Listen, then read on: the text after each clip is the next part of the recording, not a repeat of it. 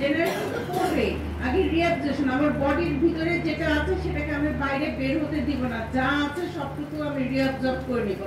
আর সেটা হবে কোথায়? প্রক্সিমাল কনভলিউটেড টিবিউলে। আর জেনারেশন হবে ডিস্টাল কনভলিউটেড টিবিউল। যা আছে তাকে তো ধরেই রাখবো, প্লাস নতুন করে আরো কিছু তৈরি করব, new bicarbonate generation mechanism.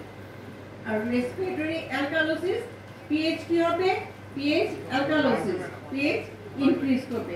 Partial pressure of carbon die oxide decrease, bicarbonate decrease. Bicarbonate decrease কিভাবে করবে?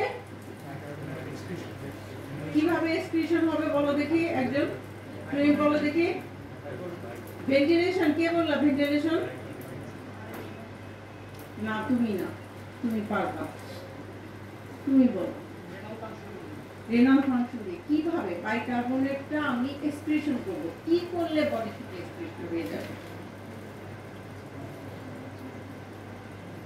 খাতা খুঁজে পাবা না, নিজের বুদ্ধি দিয়ে বলো। খাতা খুঁজে পাবা না, বসো। কে পারবা এই সাইডে? রিঅ্যাবজর্পশন করব, জেনারেশন করব। এখন আমি যদি রিঅ্যাবজর্পশনটা বন্ধ করে দেই, রিঅ্যাবজর্পশন যদি তো প্রয়োজনই আসে না, আমি রিঅ্যাবজর্পশনটা বন্ধ করে দেব। রিঅ্যাবজর্পশন ইনহিবিট বাইকার্বনেট রিঅ্যাবজর্পশন, তাহলে এক্সক্রিশন হবে।